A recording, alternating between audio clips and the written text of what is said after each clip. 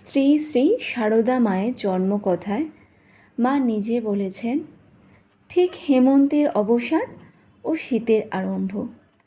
বাংলার পল্লীর এটি সর্বাপেক্ষা সুখের সময়, জমির ফসল ঘরে তোলার সময়। তাই গ্রামের কৃষকেরা মাঠ থেকে ধান কেটে ভাণ্ডারে রাখতে ব্যস্ত। চারিদিকে রবি শস্ত্রের শ্যামলশ্রী, বাড়িতে বাড়িতে নবান্নের উৎসব।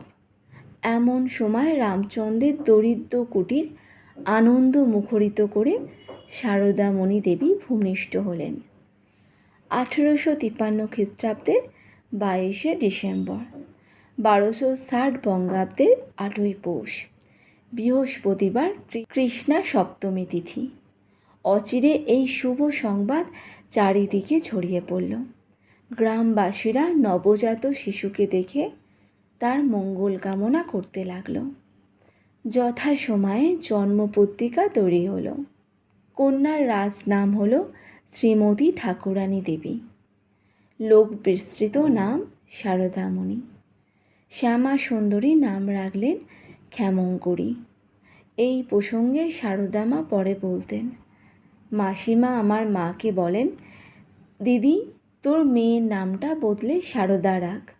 তাই তো আমার মা আমার নাম সারদা রাখলেন।